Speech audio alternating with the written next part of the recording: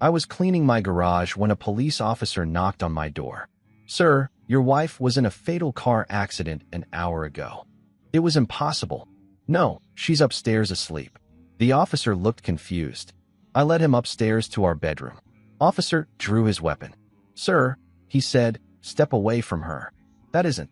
So there I was, elbow deep in my garage sanctuary, wrestling with the guts of my '98 Camaro like some grease-stained suburban warrior.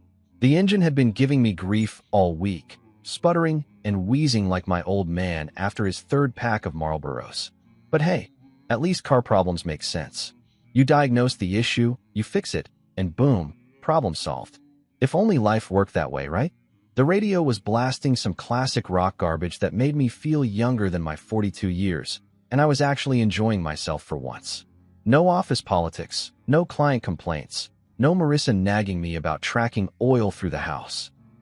Just me, my tools, and the satisfying challenge of bringing something broken back to life. Call it therapy for guys who refuse to admit they need therapy. Then came the knock. Not the friendly, "Hey neighbor, got a beer?" kind of knock. This was the official, "Your life's about to get royally screwed" variety.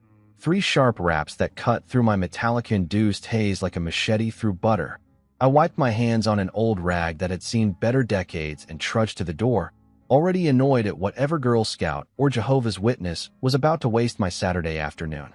But it wasn't a kid peddling cookies or salvation. Standing on my doorstep was Officer Bruce Jackson, looking like he'd rather be anywhere else on planet Earth. The guy was built like a linebacker, but carried himself with the weight of bad news.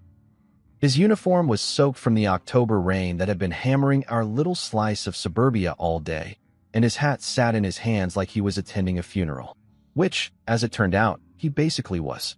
"Sir," he started, and already I didn't like where this was heading. "Cops don't show up at your door on Saturday to tell you you've won the lottery. Are you David Mercer?" "Depends who's asking." I shot back, because being a smartass is apparently my default setting when I'm nervous. "But yeah, that's me. What's this about, officer?" Jackson cleared his throat and looked me dead in the eye with the kind of expression they probably teach at cop school, somewhere between sympathetic and professional, like he was reading from a script he'd memorized but hoped he'd never have to use. "Sir, I'm afraid I have some difficult news.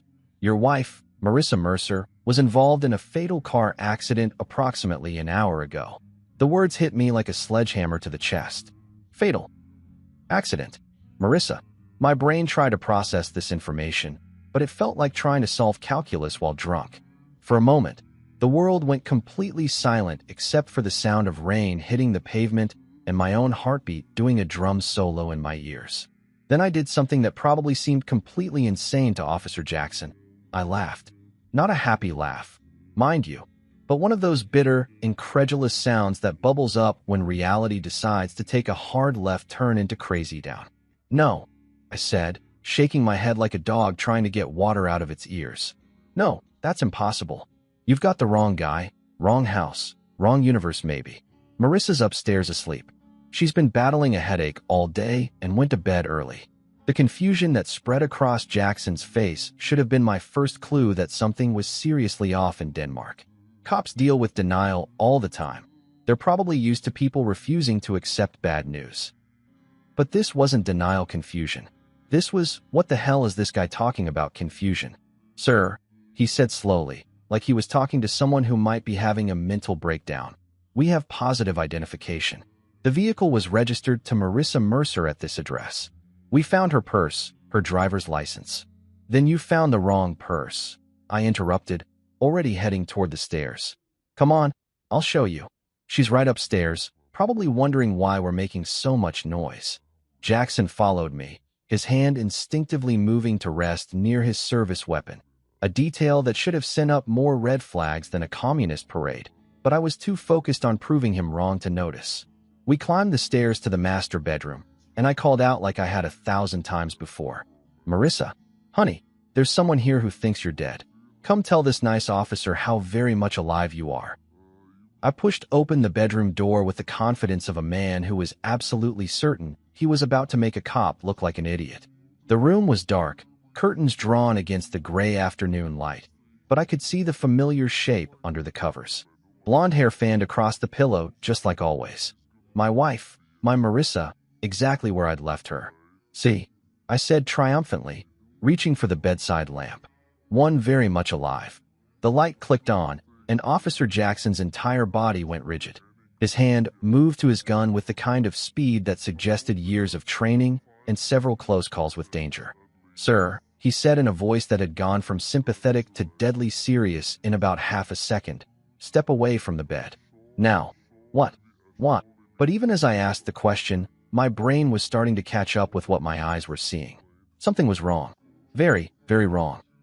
The hair was right, the clothes looked familiar, but there was something off about the way the body lay there. Too still. Too perfect. That isn't a person, Mr. Mercer, Jackson said, his weapon now partially drawn. That's a mannequin. My stomach dropped somewhere into the vicinity of my shoes. A mannequin. Not my wife. Not a person at all. Just a department store dummy dressed up in Marissa's clothes, wearing her jewelry, positioned in our bed like some sick joke. For a moment that felt like a century, I just stood there staring at this thing that had fooled me completely. The makeup was perfect, the wig was Marissa's exact shade of blonde, even down to the little curl she always got behind her left ear. Someone had gone to incredible lengths to create this illusion. But why?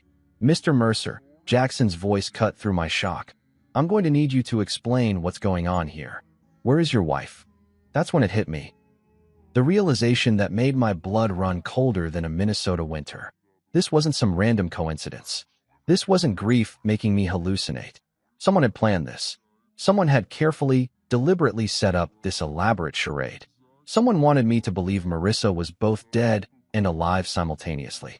I thought back to this morning, to Marissa kissing me goodbye before I headed to the garage. Her lips had been cold, I remembered now. Unusually cold. And she'd seemed distant, distracted. She'd claimed she had a headache and was going to rest. But looking back, there had been something else in her eyes. Something that looked almost like guilt? I don't know. I whispered, and for the first time in my adult life, I meant it completely. I honestly don't know where my wife is. Outside, I could see my neighbor Tom Redding pretending to rake leaves while obviously straining to hear every word. The whole neighborhood would be buzzing about this within the hour. David Mercer, whose wife died in a car accident, but was also sleeping upstairs as a mannequin. It sounded like the setup to a really twisted joke, except nobody was laughing. Jackson was talking into his radio, calling for backup and crime scene techs, but his words sounded like they were coming from underwater.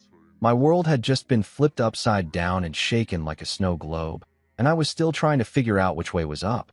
But even in my shock, one thought kept hammering at my brain like a persistent headache. This level of planning, this attention to detail, this elaborate setup, it wasn't the work of some random psychopath. This was personal. This was someone who knew me, knew Marissa, knew our routines and our house, and exactly how to make me look like either a victim or a suspect. Someone had set the stage for the performance of a lifetime, and I was standing right in the middle of it, not knowing if I was supposed to be the hero, the villain, or just another prop in someone else's twisted game. The rain kept falling outside, washing away whatever evidence might have been there, and I stood in my bedroom staring at a fake version of my wife while trying to figure out where the real one had gone and why she'd left a mannequin in her place. Welcome to the worst Saturday of my life. Let me tell you something about mannequins. They're creepy as hell under the best circumstances. Stick one in a department store window wearing the latest fall fashion, and it's just another part of the retail landscape.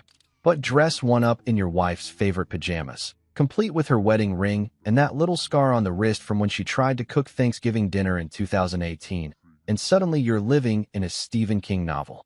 I couldn't stop staring at the thing. Whoever had crafted this masterpiece of deception had clearly majored in how to mind screw your husband 101, with a minor in theatrical design.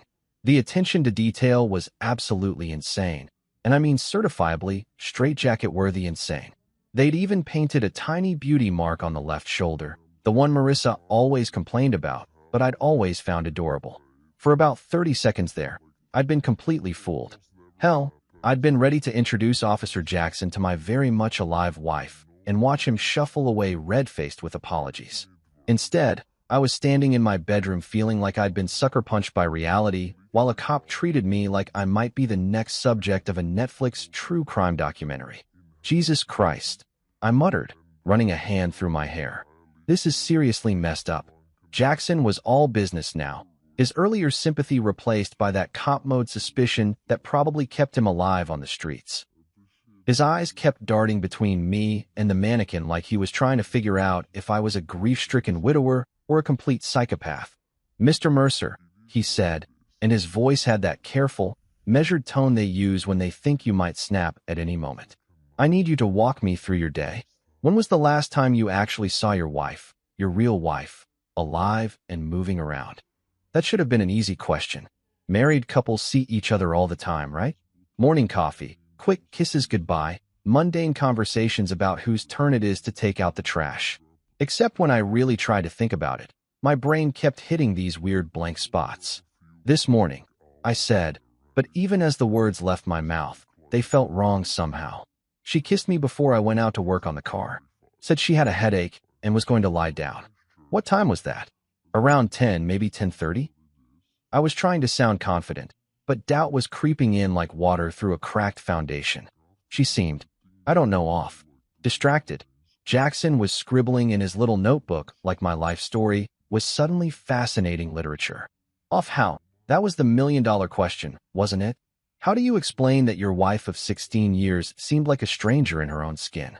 That her kiss felt mechanical, like she was going through the motions? That she'd been clutching her phone like it contained state secrets? She's been weird lately, I admitted, hating how that sounded but unable to come up with a better description. Secretive. Always on her phone, jumping when it rang. New perfume, new clothes, staying out later than usual.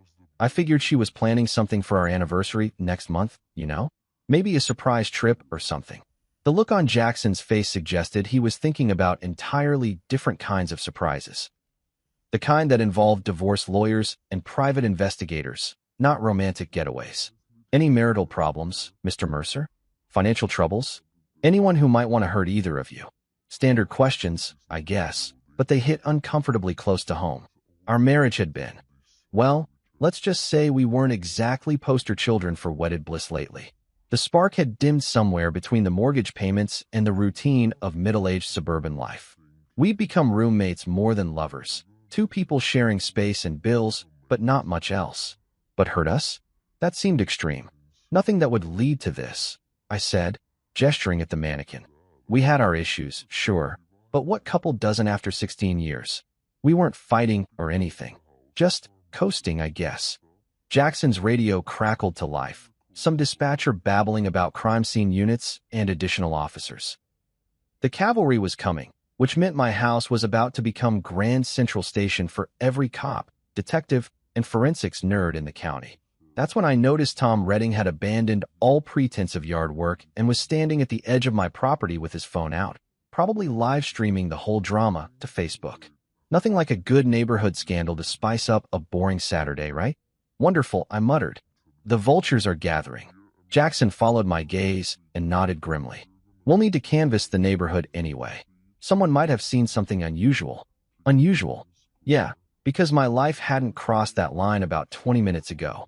As we waited for backup, I found myself studying the mannequin more closely, looking for clues about who might have created this elaborate fake-out. The craftsmanship was professional. This wasn't some Halloween store dummy dressed up for kicks. Someone with serious skills had put this together. The jewelry, I said suddenly.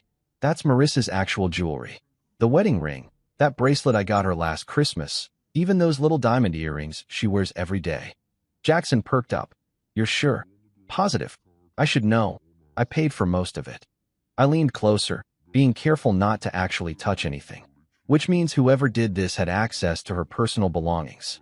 They didn't just study her from a distance. They got close enough to take her things. Or she gave them willingly, whispered a nasty little voice in the back of my head. Maybe this wasn't some stranger's elaborate scheme.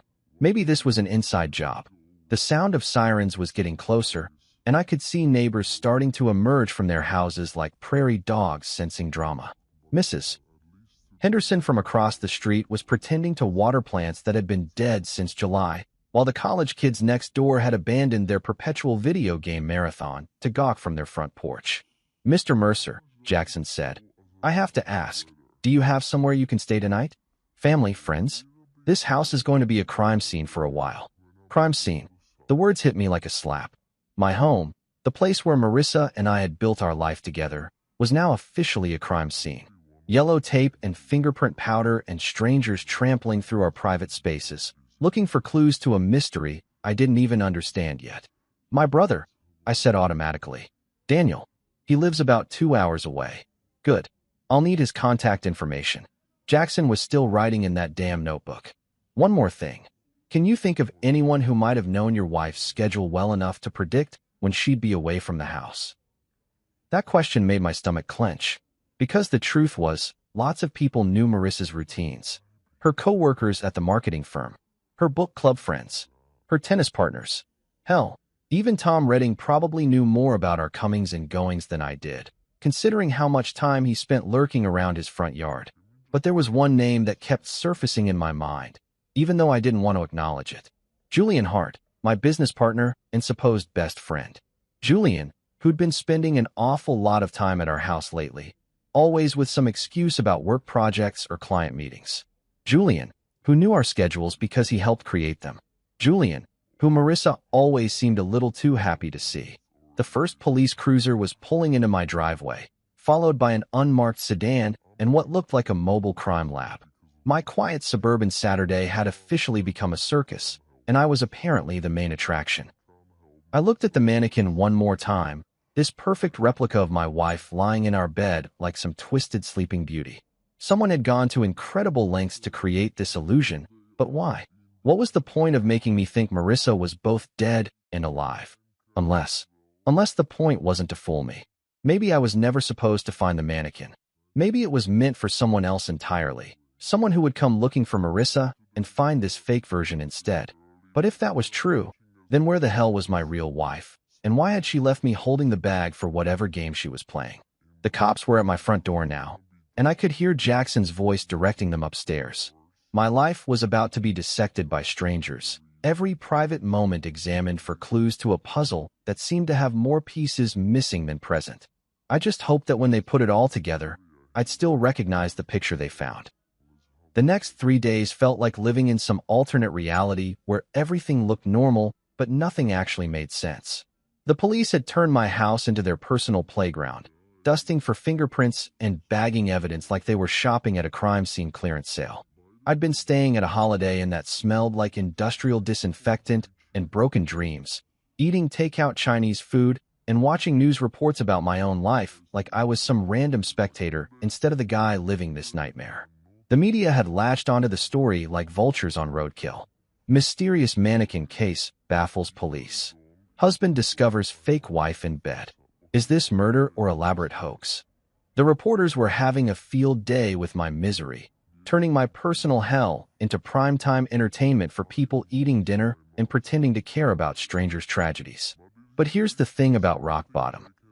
Sometimes it gives you the clarity to see what you should have noticed all along. Sitting in that crappy hotel room, surrounded by empty takeout containers and my own spiraling thoughts, I finally admitted what my gut had been screaming for months. Something was seriously wrong with my marriage, and it wasn't just the usual middle-aged doldrums. So I did what any reasonable man would do when his life exploded into 1,000 pieces. I called my little brother. Daniel Mercer was everything I wasn't, spontaneous where I was methodical, rebellious where I played by the rules, and annoyingly perceptive about people's bullshit where I preferred to give everyone the benefit of the doubt. He'd become a private investigator after washing out of law school, claiming he preferred real detective work to pushing papers for corporate scumbags.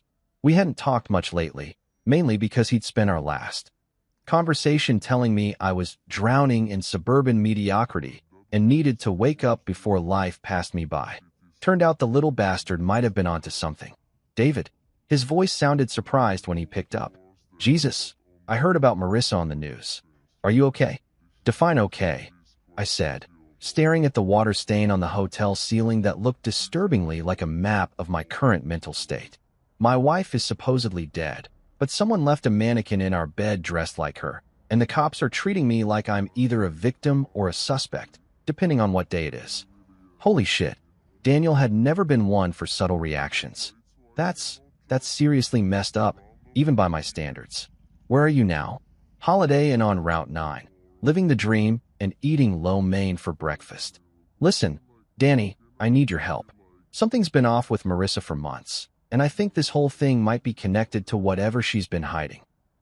There was a pause, and I could practically hear the gears turning in his head.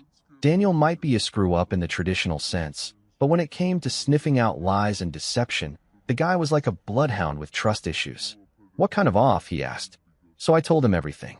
The late-night phone calls that ended abruptly when I walked into the room. The new clothes that definitely weren't purchased on our usual budget. The way she'd started password protecting her laptop and keeping her phone face down during dinner. The sudden interest in girls' nights out that seemed to happen with suspicious frequency. And you never thought to, I don't know, ask her about any of this? Daniel's tone had that familiar edge of little brother superiority that used to make me want to give him a wedgie. I'm not the jealous husband type, I said defensively. I trusted her. We've been married 16 years. You don't just start spying on your wife because she's acting a little weird. Dude, Daniel said, and I could hear him shaking his head through the phone. You're not the jealous type. You're the oblivious type. There's a difference. 3 days later, Daniel showed up at my hotel room, carrying a manila folder that looked like it weighed about as much as my remaining faith in humanity. He'd always been the kind of guy who could dig up dirt on a saint, but I wasn't prepared for the archaeological expedition he'd apparently conducted into my wife's secret life. Sit down, he said, which is never what you want to hear when someone's holding evidence of your personal catastrophe. That bad? I asked, but I was already reaching for the bottle of whiskey I'd picked up at the liquor store next to the hotel. Some conversations require liquid courage. That bad? He opened the folder like he was revealing classified government secrets, which in a way, I guess he was. The first photo hit me like a sucker punch to the solar plexus.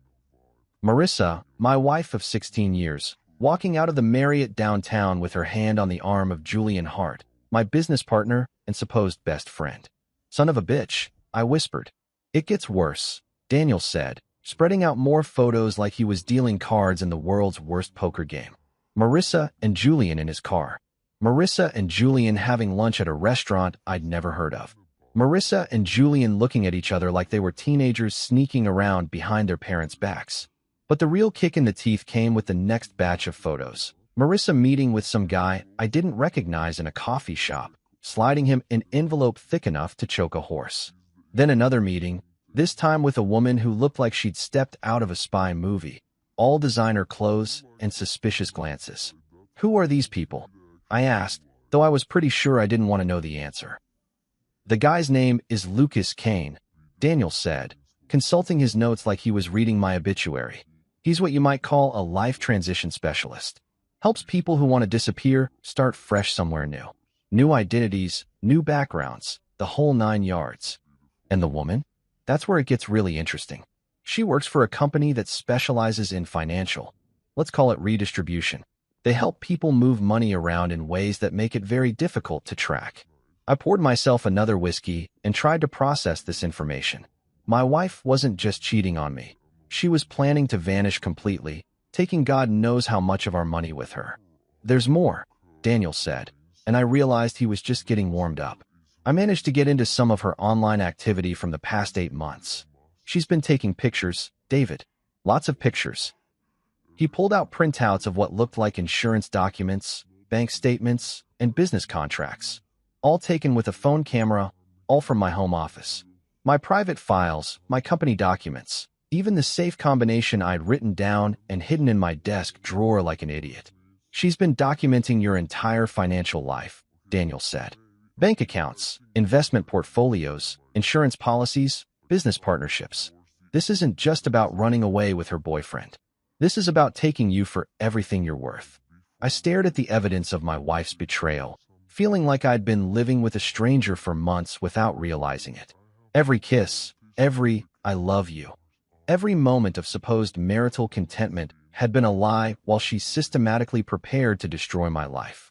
How long? I asked. Based on what I can trace, at least 8 months of active planning. But the thing with Julian probably goes back further than that. 8 months. While I'd been working my ass off to build our future, she'd been planning my destruction. While I'd been worrying about her headaches and mood swings, she'd been photographing my most sensitive documents and planning her escape route. So what now? I asked. I mean, the cops think she's dead, but she's obviously not. Do I tell them about this? Do I file for divorce against a dead woman? What's the protocol here? Daniel leaned back in the uncomfortable hotel chair and gave me that look, the one that meant he was about to suggest something that would either save my life or land me in federal prison. You could do that, he said slowly. You could be the good little Boy Scout, turn over all this evidence, and let the system sort it out. Marissa and Julian would probably get arrested eventually. You'd lose half your assets in a messy divorce, and your business would probably tank from all the negative publicity. Or, Daniel said, and his smile was absolutely predatory. You could let them think their plan is working while you put together a much better one. I looked at my little brother, sitting there in that crappy hotel room with evidence of my wife's betrayal spread out like a battle plan, and realized that maybe it was time to stop being the good guy who always played by the rules. After all, they'd started this game. The least I could do was finish it. Tell me more, I said, and poured another drink for both of us. Because apparently, I was about to become someone I'd never been before, someone who fought back instead of just taking the hit. And honestly, after 16 years of being the reliable, trustworthy, predictable husband, the idea felt pretty damn good. They wanted to erase me? Fine. Let's see how they liked being erased instead. Planning revenge, it turns out, is a lot like planning a wedding. Except instead of choosing flowers and cake flavors, you're figuring out how to systematically destroy the people who tried to destroy you first. And let me tell you, I was about to throw the wedding of the century. The beauty of Marissa and Julian's plan was also its fatal flaw. It relied entirely on me being the same trusting, oblivious schmuck I'd been for the past 16 years. They'd counted on me playing the grieving widower while they disappeared into their new life with my money, never suspecting that good old reliable David might actually have some teeth hidden behind all that suburban niceness. Well, surprise, motherfuckers. Turns out the family dog can bite when you corner him. Daniel and I spent the next week holed up in that hotel room like a couple of conspiracy theorists, mapping out every detail of their scheme and figuring out how to turn it inside out. The plan that emerged was beautiful in its simplicity. If Marissa wanted to fake her death, I'd let her. Hell, I'd help her. The only difference was that her new life wouldn't be quite the tropical paradise she was expecting. First, I needed someone to play the corpse. That's where Riley Ward came in, a favor I'd been saving for years without knowing it. Riley was former military, the kind of woman who could disarm a bomb or perform field surgery with equal competence, and she owed me big time for helping her get her security contractor business off the ground when she left the service. More importantly, she had the kind of moral flexibility that made her perfect for what I had in mind. You want me to what now? Riley asked when I called her with my proposition. Even over the phone, I could hear the amusement in her voice. She'd always appreciated a good con job. Play dead, I repeated. One car accident, very convincing, very final. You'd be the body they find in the wreckage instead of Marissa. And your actual wife won't be quite as dead as she's hoping to be. There was a pause, then Riley's characteristic laugh, the sound of someone who'd seen enough real combat to find civilian problems entertainingly absurd. This is the most fucked up favor anyone's ever asked me for. I love it. When do we start? While Riley handled the theatrical side of things, I turned my attention to home renovations. Amazing what you can accomplish with a little creativity, some soundproofing materials, and 16 years of accumulated knowledge about your house's quirks. The basement had always been my domain anyway. Marissa hated going down there, claiming it was too dark and creepy. Perfect. I built her a little apartment down there, complete with bathroom facilities, a comfortable bed, and even a flat-screen TV. Call it a subterranean bed and breakfast, except the checkout time was entirely up to me. The soundproofing was professional grade. Couldn't have the neighbors getting curious about any unusual noises, after all. But the real masterstroke was flipping Lucas Kane, their so-called life transition specialist. Turns out Mr. Kane had some interesting tax issues with the federal government, and a few phone calls to the right people made him very eager to discuss alternative employment opportunities. Funny how quickly a man's loyalty shifts when he's looking at potential jail time. Your wife and her boyfriend are planning something big, Kane told me during our clandestine meeting at a truck stop outside town. He looked like the kind of guy who sold fake IDs to college kids, which wasn't far from the truth. They want to accelerate the timeline. Something about you getting suspicious. How accelerated? This weekend. The accident's supposed to happen Saturday afternoon on Route 116, that stretch with all the curves. Your wife will be driving to visit her sister in Albany. I almost laughed. Marissa's sister lived in Phoenix and hadn't spoken to her in 3 years. If I'd been paying attention, that alibi alone would have blown their whole scheme. And after the accident, I pick up the real package from a rendezvous point about 5 miles from the crash site. Then it's new identities and a trip to Costa Rica, where your business partner has been setting up some very nice offshore accounts. Not anymore, I said, sliding him a new envelope thick with cash. Here's what's actually going to happen. Saturday morning arrived gray and drizzly, perfect weather for a tragic accident. I spent the morning in the garage again, just like the week before, except this time I wasn't working on the car. I was waiting for the phone call that would tell me the show had begun. The call came at 2:47 p.m. Officer Jackson's voice was appropriately somber as he delivered the news I'd been expecting. Mr. Mercer, I'm afraid I have some difficult news about your wife. I played my part perfectly, rushing to the hospital, demanding to see the body, breaking down in controlled grief when they told me the remains were too badly damaged for viewing. Riley had done her job beautifully. The accident looked absolutely convincing, complete with Marissa's purse and jewelry scattered around the wreckage. The dental records would match because we'd made sure they would. Meanwhile, about 30 miles away, Lucas Kane was picking up a very different package than he'd been expecting. Instead of my conscious, eager to escape wife, he found Marissa unconscious in the back of his van, courtesy of some pharmaceuticals Riley had provided. By the time my dear wife woke up, she'd already been delivered to her new home, my custom-built basement suite. The beauty of the whole operation was its symmetry. Marissa had wanted to disappear, to erase herself from our life, and start fresh somewhere else.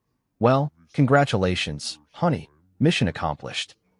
She was now officially dead to the world, exactly as she'd planned.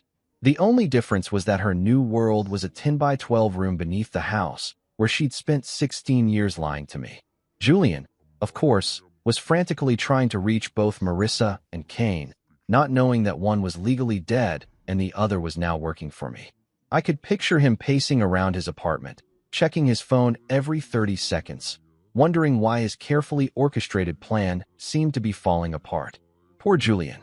He was about to discover that some people are much better at playing chess than others realize. The funeral was scheduled for Thursday, a closed casket affair, naturally, given the condition of the body. I'd already started receiving casseroles from well-meaning neighbors and condolence cards from people I barely knew. The whole neighborhood was rallying around the poor widower, offering support and sympathy for my tragic loss. If they only knew that my dead wife was currently sitting in my basement watching her own memorial service on closed-circuit television, they might have been a little less generous with their tuna noodle casseroles. But that was the beautiful thing about small-town life. People saw what they expected to see. A grieving husband getting support from his community. A tragic accident that claimed a young woman's life. A neighborhood coming together in the face of loss. They didn't see the security cameras I'd installed throughout the house, or the reinforced steel door I'd put in the basement, or the way I smiled just a little too broadly when people offered their condolences. They certainly didn't see Marissa, very much alive and finally getting a taste of what it felt like to be trapped in someone else's plan. The game was just beginning. And for the first time in months, I was the one holding all the cards. Marissa had wanted to play dead? Fine. Now she could find out exactly what that felt like, permanently. After all, she'd made her choice when she decided to erase me from her life. Now I was simply returning the favor, with interest. Welcome to your new life, darling. I hope you enjoy the accommodations. There's something deeply satisfying about watching someone's world collapse in real time, especially when that someone spent months planning your destruction. Call it karma, call it justice, or just call it good old-fashioned revenge. Whatever you want to label it. I was enjoying every second of Marissa's slow realization that her brilliant escape plan had turned into her worst nightmare. She woke up around 6 in the evening, about 4 hours after Kane delivered her to my custom-built hospitality suite. I'd been monitoring her through the security cameras I'd installed, watching her sleep with the kind of peaceful expression she hadn't worn around me in months. Funny how relaxed people look when they think they're about to get everything they want.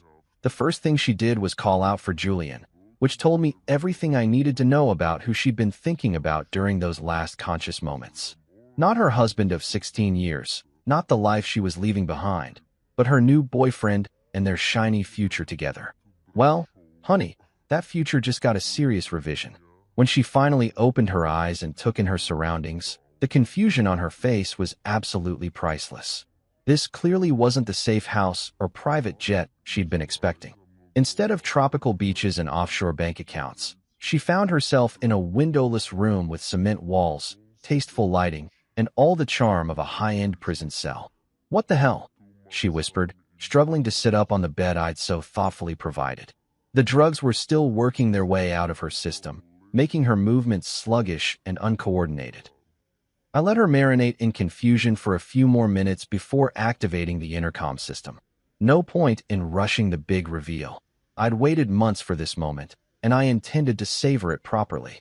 "Good evening, Marissa," I said, my voice echoing through the speakers with perfect clarity. "I hope you slept well. You're going to need your energy for what comes next." The way her head snapped up toward the sound was like watching a deer realize it's wandered into a hunter's crosshairs. Her eyes darted around the room, searching for the source of my voice, finally settling on the camera mounted discreetly in the corner. "David." Her voice cracked slightly, and I could hear 16 years of marriage in that single word. The familiarity, the confusion, and now the growing terror. "David, what is this? Where am I?" "You're exactly where you wanted to be, sweetheart," I replied, settling back in my office chair upstairs like I was watching my favorite TV show. Dead to the world, starting fresh, beginning a whole new life. "Congratulations, you got everything you asked for." I clicked on the monitor that showed the local news coverage of her death, complete with footage of the accident scene and interviews with neighbors expressing their shock and grief. The anchor was doing that serious news voice thing they all learn in journalism school, describing the tragic loss of a beloved community member. In other news, I continued conversationally. "Your funeral is scheduled for Thursday." I went with the closed casket option, given the condition of the body. "Very tasteful service. I think you'd approve of the flower arrangements." Marissa was staring at the screen in absolute horror, watching her own death being reported like she was witnessing some alternate reality. Her hands were shaking as she pressed them against the walls, looking for a way out that didn't exist. "This is insane," she said, and her voice was getting stronger as the drugs wore off and the reality of her situation sank in. "You can't keep me here. People will look for me. Julian will." "Julian will what?" I interrupted, genuinely curious about what she thought her boyfriend was going to do. "Julian thinks you're dead, remember? That was the plan. Your plan. The only difference is that instead of sipping Mai Tais on a beach in Costa Rica, you're getting a front row seat to your own memorial service." I switched the feed to show Julian's apartment, where my business partner was currently pacing around like a caged animal, frantically trying to call Lucas Kane and getting sent straight to voicemail. The poor bastard had no idea that his carefully orchestrated scheme had been hijacked by someone who played the game better than he did. "Take a good look, Marissa," I said, zooming in on Julian's panicked face. "That's the man you chose over me. The one you were willing to destroy our marriage for. Watch how concerned he is about your well-being." Julian was on his phone again, but he wasn't calling hospitals or police stations. He was calling his lawyer, his accountant, anyone who could help him figure out what had gone wrong with their plan. Not once did he seem genuinely worried about Marissa as a person. She was just another asset that had failed to materialize. "He doesn't give a damn about you," I continued, enjoying the way Marissa flinched with each word. "You were just a convenient way to get access to my money and my business.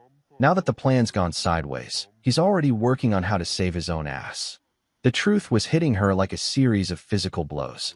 I could see it in her face, the gradual understanding that she'd been played just as much as I had, maybe more. Julian had used her feelings for him to turn her into a weapon against her own husband, and now that the weapon had misfired, he was cutting his losses. "You're lying," she said, but there was no conviction in her voice. She was watching Julian on the screen, seeing the same selfish panic that I was seeing, and the evidence was pretty damn conclusive. "Am I?" I asked. "Let's test that theory, shall we?" I switched to another camera feed, this one showing Julian's latest phone call. The audio was crystal clear thanks to some very expensive surveillance equipment Daniel had helped me install. I don't care where she is, Julian was saying to someone on the other end. The whole thing's blown up. I need new papers and a way out of the country before the feds start asking questions about those offshore accounts. Marissa's face went white as she listened to the man she'd betrayed her marriage for discussing her disappearance like a minor inconvenience. No concern for her safety. No questions about whether she was hurt or scared or in danger. Just cold, calculating self-preservation. Still think he loves you? I asked. She slumped against the wall, and for the first time since this whole nightmare began, I saw something in her eyes that looked like genuine regret. Not for getting caught, not for the failure of her plan, but for the choices that had led her to this moment. Why? She whispered. Why this instead of just, I don't know, divorce? You could have taken half of everything and walked away. Half? I laughed, and it wasn't a pleasant sound. Marissa, you weren't planning to leave me half of anything. You were planning to take it all and disappear. Those photos you took of our financial documents, the meetings with your identity specialist, the offshore accounts Julian set up, you wanted to erase me completely. I leaned forward, speaking directly into the microphone so she could hear every word clearly. So that's exactly what I'm doing to you. You wanted to be dead to the world? Congratulations. You're officially deceased, buried, mourned, and forgotten. Your old life is over, just like you planned. The only difference is that your new life comes with some unexpected accommodations. She was crying now, finally understanding that her elaborate scheme had turned into her own prison. Every decision she'd made, every lie she'd told, every betrayal she'd planned had led her to this windowless room where she could watch the world move on without her. Please, she said, and the word came out broken and desperate. Please, David. I'm sorry. I made a mistake. I can fix this. We can fix this. Fix what? I asked. Our marriage? That died months ago when you started planning my destruction. Your relationship with Julian? He's already abandoned you. Your old life? That's buried 6 feet under with Riley Ward playing your corpse. I stood up from my chair, getting ready to head downstairs for our first face-to-face conversation since her death. No, Marissa, I said. There's nothing left to fix. There's only what comes next, and for the first time in months, I'm the one who gets to decide what that looks like. The look of absolute despair on her face was everything I'd hoped for and more. She'd played the game of deception and betrayal, thinking she was so much smarter than her boring, predictable husband. Now she was about to learn what it felt like to be completely at someone else's mercy. And frankly, after what she'd put me through, my mercy was in pretty short supply. While Marissa was getting acquainted with her new accommodations and the crushing reality of her situation, I had a business partner to deal with. Julian Hart had always been the slick one in our partnership. Designer suits, perfect hair, and the kind of smile that made clients think they were getting something special. Too bad he'd never learned the difference between being clever and being smart. The beauty of having someone like Daniel in your corner is that private investigators know all sorts of interesting people, including several who specialize in making bad situations look a whole lot worse than they actually are. Within 24 hours of Marissa's death, Julian was about to discover that his problems were just getting started. I spent Monday morning playing the grieving widower, accepting condolences from coworkers and nodding sadly when people told me how sorry they were for my loss. Julian showed up at the office around 10, looking like he'd spent the weekend wrestling with his conscience and losing badly. His usual polished appearance was slightly off, wrinkled shirt, 5 o'clock shadow at 10 in the morning, and eyes that darted around like he was expecting federal agents to burst through the windows at any moment. David, he said, putting on his best friend act and wrapping me in one of those awkward man hugs that's supposed to convey deep emotion. Jesus, man, I'm so sorry. I can't believe Marissa's gone. The irony was absolutely delicious. Here he was, comforting me over the death of the woman he'd been planning to run away with, and he had no idea that she was currently sitting in my basement watching this whole performance on closed-circuit television. Thanks, Julian, I said, playing my part with the kind of understated grief that would make community theater directors weep with joy. I can't wrap my head around it, you know? She was fine when I left for the garage that morning, and then I let my voice trail off and ran a hand through my hair, the picture of a man struggling to hold it together. Julian nodded sympathetically, but I could see the wheels turning behind his eyes. He was probably wondering if I suspected anything, if I'd found any evidence of their affair, if his carefully constructed alibi was going to hold up under scrutiny. What he didn't know was that his alibis were about to become the least of his problems. "Listen," he said, glancing around the office like he was worried about being overheard. "If you need anything, time off, help with the business, whatever, just say the word. We're partners, but more than that, we're friends. I've got your back." Friends. Right. The kind of friend who spends months planning to destroy your life and steal your wife. But I just nodded gratefully and told him I appreciated the support. That afternoon, while Julian was at lunch with a client, the first shoe dropped. Two men in cheap suits showed up at our office, flashing badges and asking questions about Julian's recent financial activities. They were actors Daniel had hired, armed with fake IDs and enough authentic-looking paperwork to fool anyone who wasn't expecting to be conned. "We're with the Financial Crimes Division," the taller one announced to our receptionist, loud enough for half the office to hear. "We need to speak with Mr. Julian Hart about some irregularities in his banking records."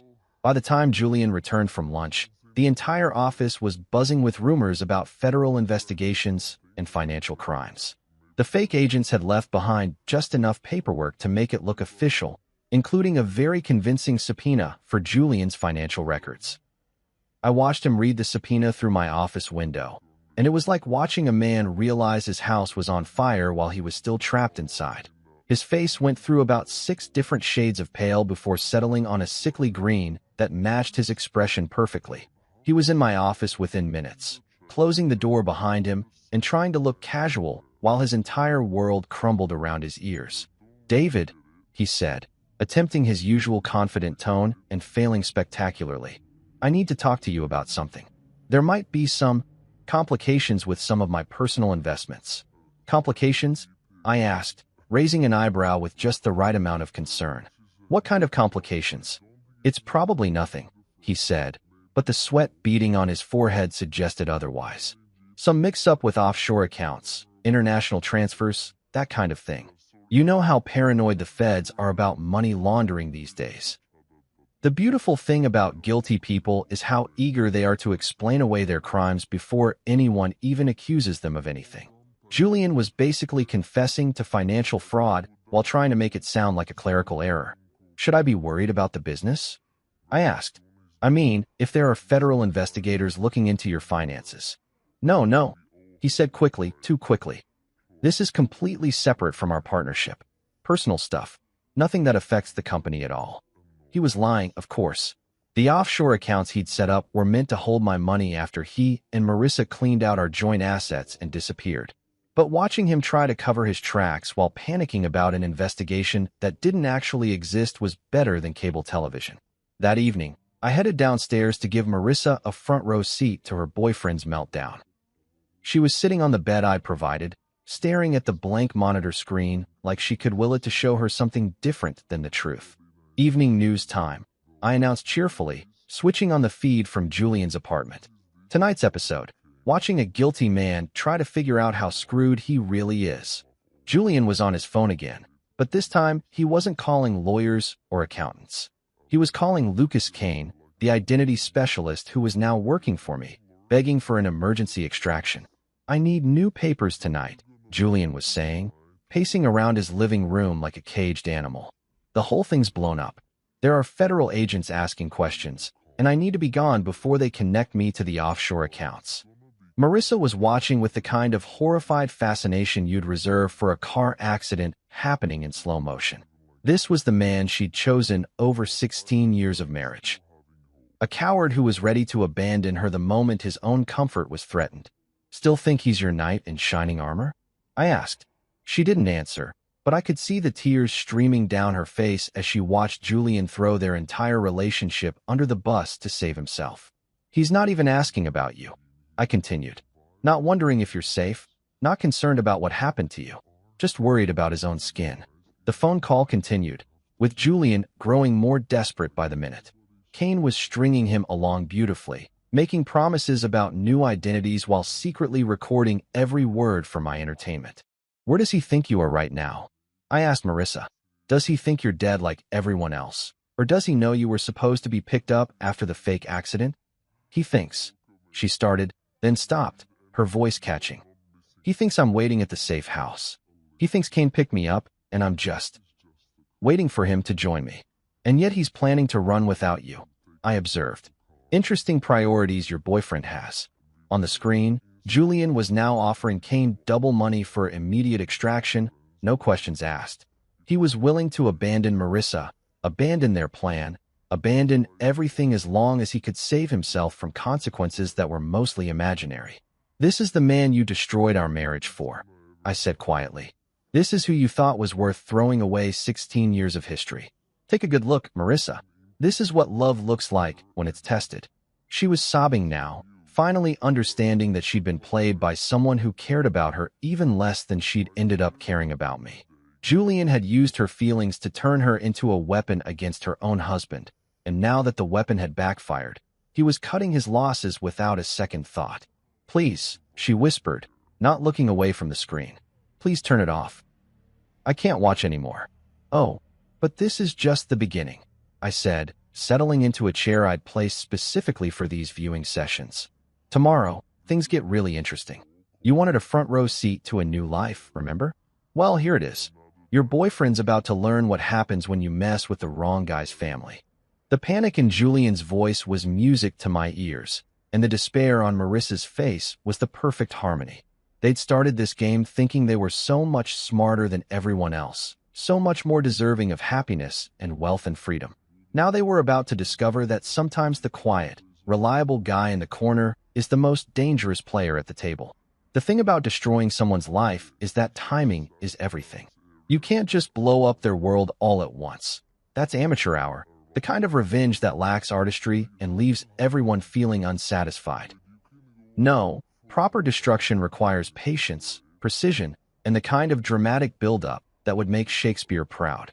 Julian Hart was about to get the full theatrical experience.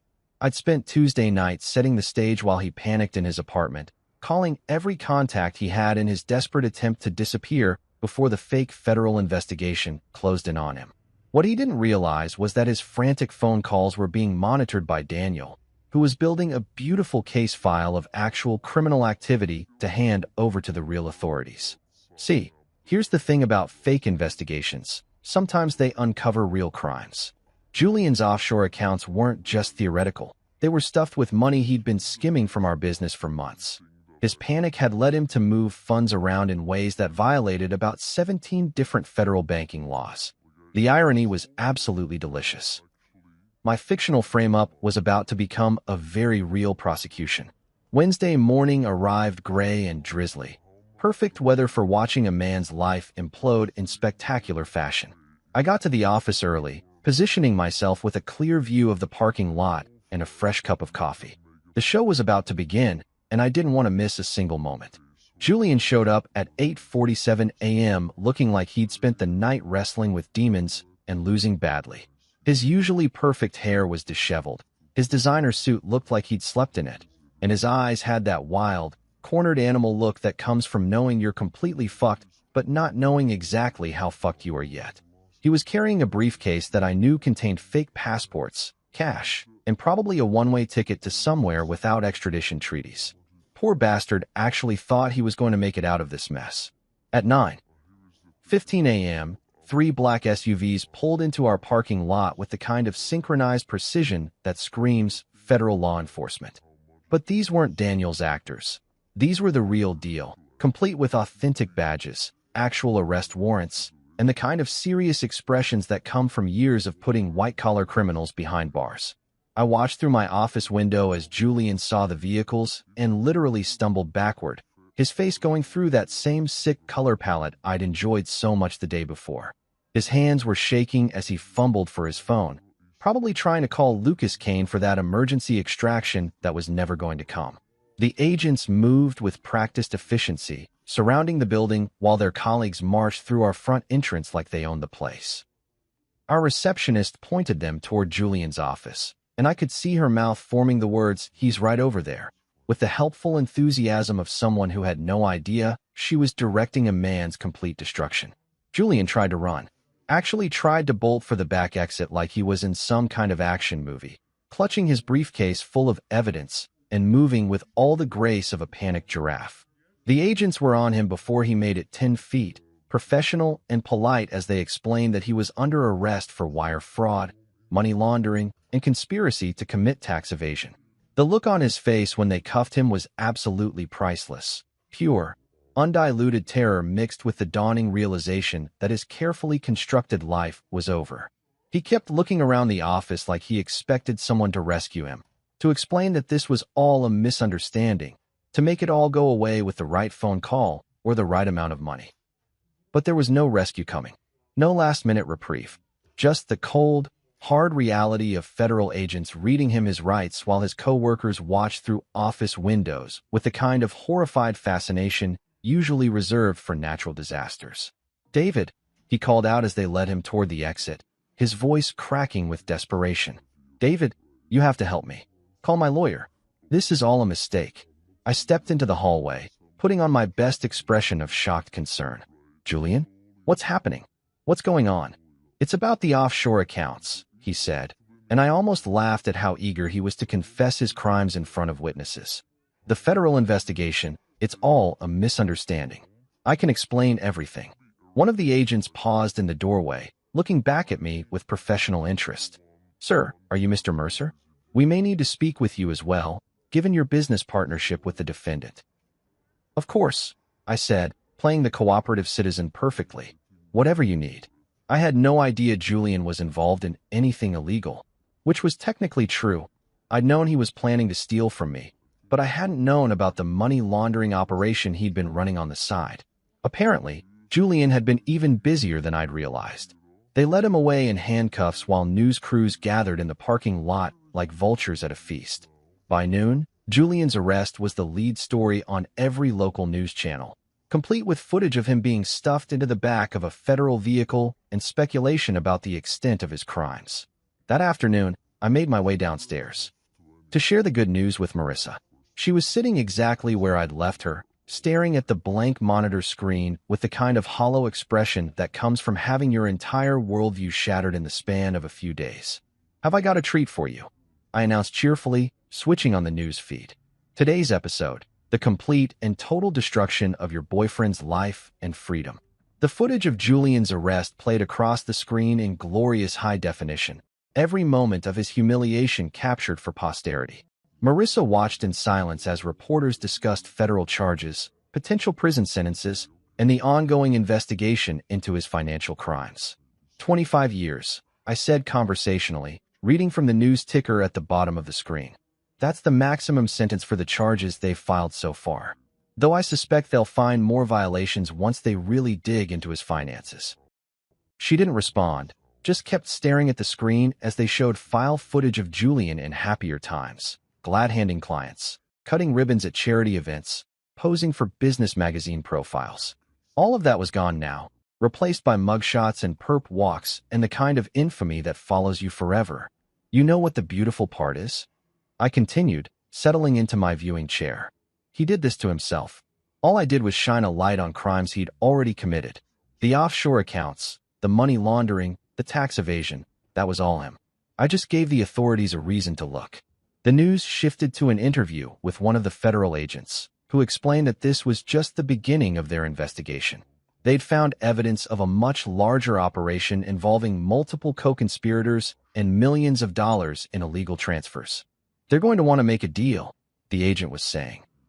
"Someone facing this many charges, looking at this much prison time, they usually have a lot to say about their associates and accomplices." I glanced at Marissa, who had gone very still. She was smart enough to understand the implications. Julian was going to roll over on everyone he could think of to reduce his sentence, including her. Except she was officially dead, which made her both the perfect scapegoat and completely unreachable for questioning. "Looks like your boyfriend's going to try to blame you for everything," I observed. "Good thing you're dead, right? Can't prosecute a corpse, can't put a ghost in prison. You should probably send him a thank you card." For the first time since I'd brought her down here, Marissa looked directly at me instead of at the screen. "Why?" she asked, her voice barely above a whisper. "Why go to all this trouble? You could have just turned us in from the beginning." Because, I said, leaning forward so she could see the absolute sincerity in my eyes. Turning you in would have given you a chance to explain, to make excuses, to play the victim. This way, you get to watch everything you thought you wanted turn to ash, and you get to live with the knowledge that you did it to yourself. The news was showing Julian's mugshot now, side by side with a photo from our last company Christmas party. The contrast was striking, from successful businessman to federal prisoner in less than a week. He never loved you, I said quietly. Not the way I did, anyway. You were just a tool he used to get what he wanted, and now that tool has broken. He's going to throw you away to save himself. She was crying again, but these weren't tears of self-pity. These were tears of understanding, of finally seeing the truth that had been staring her in the face all along. Julian Hart was going to prison, his life and reputation destroyed beyond repair. And the woman he'd used and abandoned was going to spend the rest of her life knowing that she'd chosen him over a husband who had actually loved her. Sometimes justice really is beautiful. 2 weeks. That's how long it took for Marissa to finally break down and ask for a face-to-face meeting. 2 weeks of watching her former life play out on the monitors above her head while she sat in her subterranean prison, coming to terms with the fact that everything she'd thought she knew about love, loyalty, and Julian Hart had been a carefully constructed lie. I have to admit, she lasted longer than I'd expected. Most people would have cracked after a few days of solitary confinement with nothing but their own guilt and the crushing weight of their bad decisions for company. But Marissa had always been stubborn. It was one of the things I'd admired about her back when I still thought she was the woman I'd married instead of the stranger who'd spent months planning my destruction. The request came through the intercom on a Thursday evening, her voice hoarse from crying and rough from 2 weeks of minimal conversation. "David," she said, and I could hear the exhaustion in every syllable. "Please, I need to see you. Face to face. Just please." I'd been waiting for this moment, planning for it, rehearsing what I would say when she finally reached the point where she understood exactly how completely she'd screwed herself. But hearing the defeat in her voice, the absolute brokenness of a woman who'd finally run out of hope, I felt something I hadn't expected, a tiny, almost imperceptible twinge of the love I'd once felt for her. Almost. I made her wait another hour before I went downstairs, because even broken people need to understand who's in control. When I finally opened the steel door to her little apartment, she was sitting on the edge of the bed with her hands folded in her lap, like a child waiting to be scolded. She looked like hell. 2 weeks without natural sunlight, without her usual skincare routine, without the expensive salon treatments she'd always considered essential, had stripped away the polished veneer of the woman who'd kissed me goodbye that last morning. Her hair hung limp and unwashed, her skin was pale and blotchy, and her eyes were red-rimmed and hollow.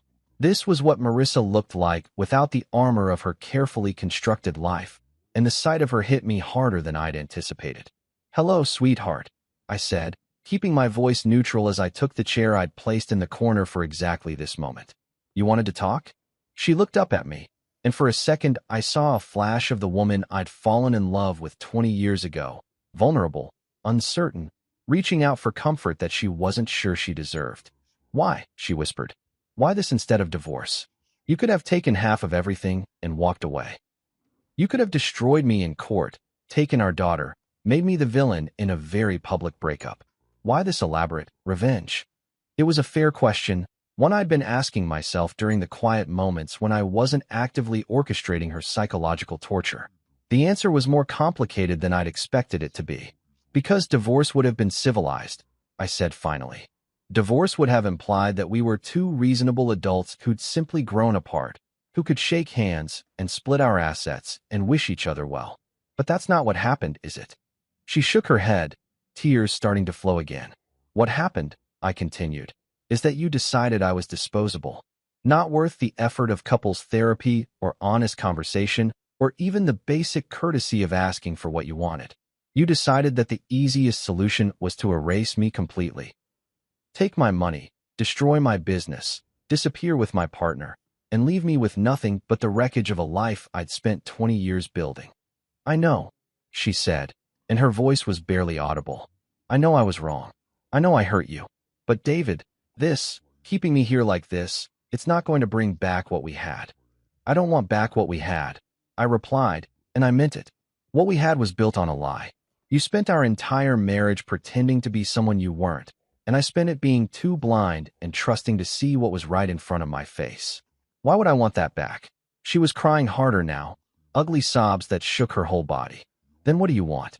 What's the point of all this? That was the question, wasn't it? What did I want from this elaborate revenge scheme? What was the end game that would make all the planning and expense and risk worthwhile? I want you to understand what it feels like, I said quietly. To have your entire life stripped away by someone who's supposed to love you. To watch everything you thought was real turn out to be a performance. To realize that the person you trusted most in the world saw you as nothing more than an obstacle to their happiness. I understand, she said desperately. I do understand. I see what I did to you, and I'm sorry. I'm so sorry, David. I know sorry doesn't fix anything, but I need you to know that I regret every choice I made. Do you? I asked. Do you regret cheating on me, or do you regret getting caught? Do you regret planning to destroy my life, or do you regret that your plan failed? She was quiet for a long moment, considering the question with the kind of honest self-reflection that our marriage had lacked for years. Both, she said finally. I regret all of it. The affair, the planning, the lies, the betrayal. But mostly I regret not having the courage to just talk to you about how unhappy I was. It was the first genuinely honest thing she'd said to me in months, maybe years. And despite everything she'd done, despite the elaborate revenge I'd constructed around her betrayal, I found myself believing her, which made what came next both easier and harder than I'd expected. Here's what's going to happen, I said, leaning forward in my chair. You have a choice to make. Option 1, you stay dead. Permanently. I've created a very comfortable life for you down here. Better food, more entertainment options, even some books and puzzles to keep your mind occupied. You'll be safe, fed, clothed, and completely erased from the world above. Her eyes widened in horror. David, you can't. Option 2. I continued, cutting off her protest. I help you disappear for real. New identity, new background. Enough money to start over somewhere far away where no one will ever connect you to Marissa Mercer or this whole mess. You get to live, but you lose everything. Your name, your history, your family, your daughter. The mention of our daughter hit her like a physical blow. Lila was 19, a sophomore in college, and as far as she knew, her mother had died tragically in a car accident. The funeral had been beautiful, the grief genuine, and Lila's tears over her mother's grave had been some of the most heartbreaking moments of my life. Lila, Marissa whispered. My baby girl. How is she? Is she okay? She's fine, I said. Sad, obviously, but handling it better than I expected. She's stronger than either of us gave her credit for. Could I see pictures? Just to know she's all right. And there it was, the one request I'd been waiting for, the one thing I could give her that might make this nightmare worthwhile for both of us. If you choose option 2, I said, if you agree to disappear completely and never try to contact either of us again, I'll make sure you get pictures. Updates on how she's doing, major milestones, that kind of thing. Not often, and not forever, but enough to know she's happy and healthy. She was sobbing again, but this time it wasn't just grief and self-pity. This was the sound of a mother's heart breaking as she realized she was about to lose her child forever. Why would you do that? She asked. After everything I've done, why would you be kind to me? Because despite everything you've done, I said, you're still Lila's mother. And because somewhere underneath all the lies and betrayal, there's still a tiny piece of the woman I used to love. The choice I was offering her wasn't really a choice at all. Option 1 was slow psychological torture disguised as mercy, while option 2 was exile and erasure with just enough humanity to make it bearable. But it was more than she'd planned to give me, and we both knew it. How long do I have to decide? She asked. You don't, I replied, standing up from my chair. You've already decided. You just need to say it out loud. She looked up at me with eyes that held 20 years of shared history. The good times and the bad, the love and the betrayal, the beginning and now the end. I want to see my daughter grow up, she whispered. Even if it's just in pictures. Even if she never knows I'm alive. Then it's settled, I said, heading for the door. Tomorrow, you become someone else entirely. And Marissa Mercer stays buried where she belongs. I paused at the threshold, looking back at the woman who'd been my wife, my partner, my biggest mistake, and my most elaborate revenge. For what it's worth, I said, I'm sorry it came to this. So am I, she replied. So am I. 3 months after Marissa Mercer was buried in Greenwood Cemetery, Clara Hayes walked into Murphy's Hardware in Whitefish, Montana, carrying a resume that was completely fabricated and a story about starting over after a messy divorce. The owner, a gruff 60-something guy named Frank Murphy who'd never met a sob story he couldn't relate to, gave her the job managing his books and inventory without asking too many questions. Clara was everything Marissa had never been: quiet, modest, grateful for simple work and a small apartment above the store. She wore secondhand clothes from the local thrift shop, kept her hair pulled back in a plain ponytail, and lived the kind of unremarkable life that wouldn't attract attention from anyone, least of all federal investigators looking for connections to Julian Hart's financial crimes. I'd done my homework when creating her new identity. Clara Hayes had a perfectly boring background. Born in Oregon, moved around a lot as a kid, parents died in a car accident when she was 25, no siblings, no close friends, no social media presence worth mentioning. She was the kind of person who could disappear into small-town America without leaving so much as a ripple. Meanwhile, back in my actual life, things were going better than they had in years. Hart and Mercer had become just Mercer Consulting after Julian's very public downfall, and business was booming. Turns out that being the innocent victim of your business partner's financial crimes makes you look trustworthy and competent by comparison. Clients who'd been on the fence about working with us suddenly saw me as the stable, reliable choice in an industry full of sharks and con artists. The insurance payout from Marissa's death had been substantial, $250,000 that went straight into a trust fund for Lila's future.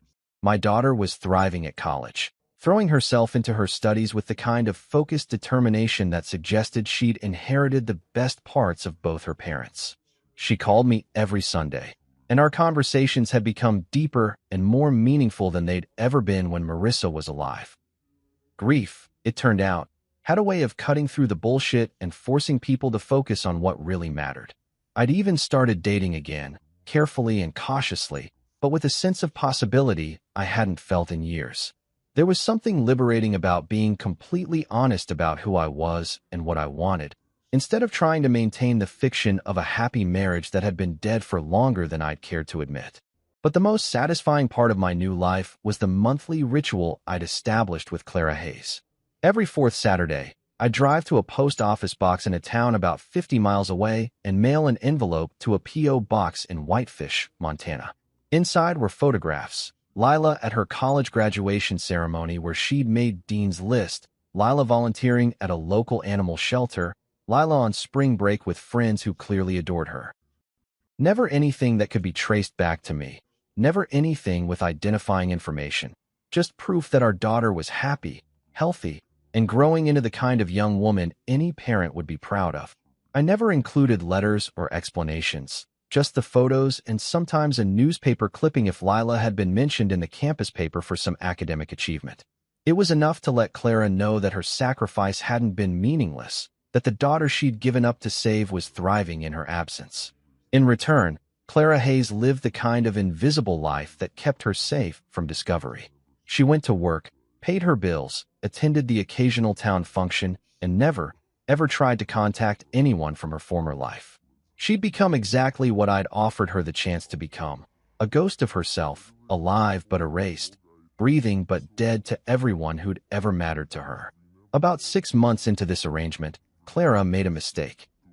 It was small, the kind of slip that most people would never notice, but I'd been monitoring her online activity through some very sophisticated software Daniel had helped me install. She'd searched for Lila Mercer on the public computers at the Whitefish Library, probably hoping to find news about her daughter that went beyond my carefully curated photo updates. The search lasted less than 5 minutes before she realized what she was doing and logged off, but it was enough to trigger the alerts I'd set up. Within an hour, Clara Hayes' internet service was mysteriously discontinued due to routine maintenance issues that would take several weeks to resolve.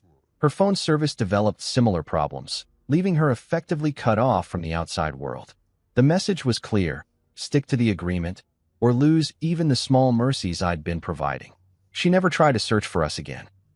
As the months turned into a year, I began to understand something about revenge that I'd never considered before. It wasn't just about making someone pay for what they'd done to you.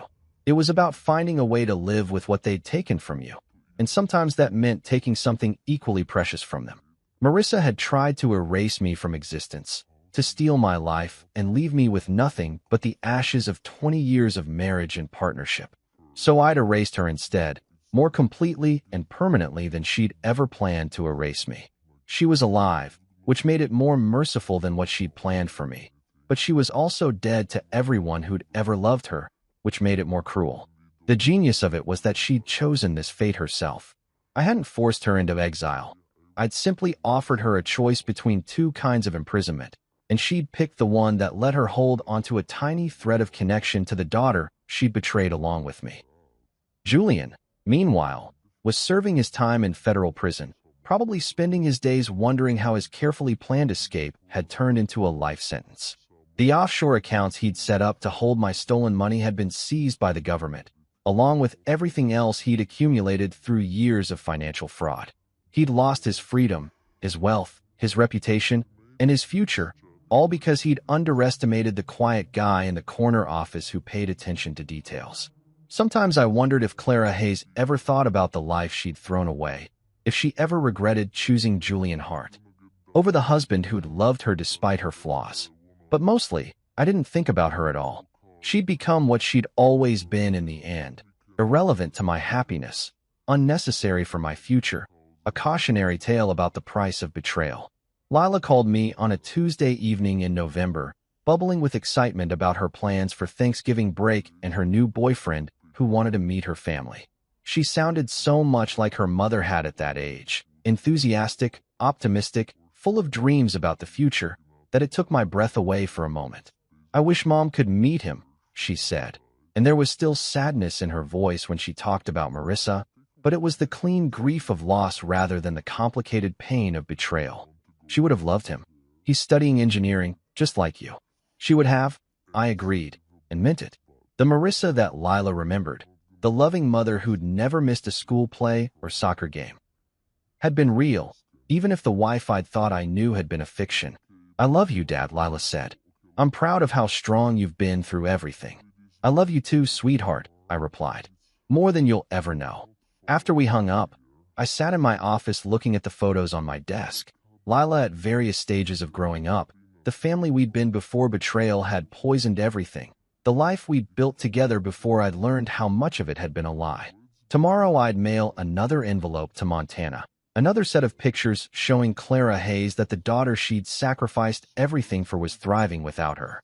It was a small cruelty wrapped in mercy, a reminder that some choices couldn't be undone and some prices were too high to ever fully pay. But tonight, I was just a father who loved his daughter and a man who'd found his way back to happiness after having it stolen from him. Sometimes justice wasn't about punishment or revenge. Sometimes it was simply about rebuilding something better from the wreckage of what had been destroyed. And sometimes that was enough. 5 years. That's how long it took for our carefully constructed house of cards to face its ultimate test. 5 years of Clara Hayes living her invisible life in Montana. 5 years of me building something better from the ashes of my destroyed marriage. And 5 years of Lila growing into the kind of young woman who made every sacrifice worthwhile. The day was perfect. One of those crisp May afternoons that made you believe in fresh starts and happy endings. I was standing in the packed auditorium of State University, watching my daughter walk across the stage to receive her engineering degree, and feeling proud enough to burst. She'd graduated summa cum laude, landed a job with a prestigious firm in Seattle, and was planning to move in with the boyfriend I'd actually grown to like, a rare achievement for any father of a 24-year-old daughter. Lila looked radiant in her cap and gown, beaming as she shook hands with the dean and posed for the official photographer. 5 years of grief had taught her to appreciate life's victories, to savor moments like this instead of taking them for granted. She'd channeled her pain over losing her mother into academic excellence and a determination to make the most of every opportunity. As I watched her accept her diploma, I thought about all the people who weren't there to see this moment. Marissa, who'd loved Lila more than anything in the world, but had chosen her own selfish desires over being present for her daughter's future. Julian, who was still serving his federal sentence and would probably die in prison. All the people who'd been part of our lives before betrayal had burned everything down and forced us to rebuild from scratch. The ceremony was long, as these things always are, filled with speeches about bright futures and endless possibilities. I found myself scanning the crowd during the boring parts, looking at all the proud families taking pictures and recording videos of their graduates. Somewhere in that sea of faces, I spotted the university president's wife, a few local politicians trying to look important, and my blood turned to ice. There, in the back row of the auditorium, wearing oversized sunglasses and a baseball cap pulled low over her face, was a woman I'd have recognized anywhere. Older, thinner, dressed in the kind of generic clothing you'd find at any Walmart, but unmistakably the person who'd once been my wife. Clara Hayes had broken the cardinal rule of our arrangement. She'd left her exile in Montana and come to see the daughter she was supposed to be dead to forever. For a moment, I felt something I hadn't experienced in 5 years, genuine fear. Not for myself, but for Lila. What if Clara tried to approach her? What if she decided that 5 years of hiding was enough and attempted some kind of reunion? What if she destroyed the careful peace we'd built by injecting herself back into our lives? I watched Clara watching our daughter, and even from across the crowded auditorium, I could see the tears streaming down her face. This was probably the first time she'd seen Lila in person since faking her own death, and the girl she was looking at was completely different from the college freshman she'd left behind. Lila had grown up in her absence, matured into an adult who'd learned to navigate the world without her mother's guidance. Clara's hands were shaking as she raised a small camera, probably one of those disposable ones you can buy at gas stations, and took a few pictures. She was being careful not to use the flash, trying to remain invisible while documenting the moment she'd traveled 1,000 miles to witness. Part of me wanted to march over there and drag her out of the auditorium before she could cause any damage. Part of me wanted to have security escort her away and then make some calls to ensure she never got this close to our life again. But another part of me, a part one didn't particularly like acknowledging, understood exactly why she was there. This was her daughter too. Despite everything she'd done, despite the choices she'd made and the price she'd paid for them, Lila was still her child. And watching your child graduate from college was the kind of milestone that made people do desperate, dangerous things. So I made a choice that surprised even me. Instead of stopping her, I watched her watch our daughter, and I let her have this moment. It was probably the only time she'd ever see Lila again, the only chance she'd have to witness what her sacrifice had preserved. When the ceremony ended and the crowd began to disperse, I saw Clara start to move toward the exit. She was being smart, trying to leave before the crowd thinned out enough for anyone to get a clear look at her face. But as she passed my row, our eyes met across 20 feet of space and 5 years of complicated history. The recognition was instant and mutual. For just a moment, we stared at each other like two ghosts meeting in a graveyard, both of us haunted by the life we'd destroyed and the choices we'd made in its aftermath. I could have signaled security. I could have pointed her out to the people around me, made a scene that would have ended with her arrest and exposure. I could have destroyed her new life as completely as she'd once tried to destroy mine. Instead, I did something that felt both like forgiveness and like the final act of revenge. I nodded. Just once, barely perceptible, but enough to acknowledge that I'd seen her and chosen not to act. The look of shock and gratitude that crossed her face was worth more than any punishment I could have inflicted.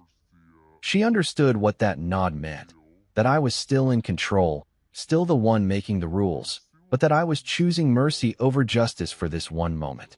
She mouthed 2 words that I could read clearly even across the distance between us. Thank you. Then she was gone, disappearing into the crowd like she'd never been there at all. 20 minutes later, I was standing outside the auditorium with Lila and her boyfriend Mark, taking the kind of family photos that would eventually end up in frames on mantelpieces and office desks. Lila was glowing with happiness, talking a mile a minute about her plans for the future and how excited she was to start her new job. I wish Mom could have been here, she said, hugging me tightly as Mark snapped pictures. She would have been so proud. She would have, I agreed, and for the first time in 5 years, I meant it without any bitterness or irony. She loved you more than anything in the world.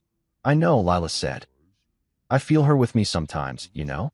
Like she's still watching over me somehow. If she only knew how literally true that statement was. Later that evening, after the graduation dinner and the celebration drinks and all the tearful goodbyes, I sat in my hotel room and thought about the woman in the crowd.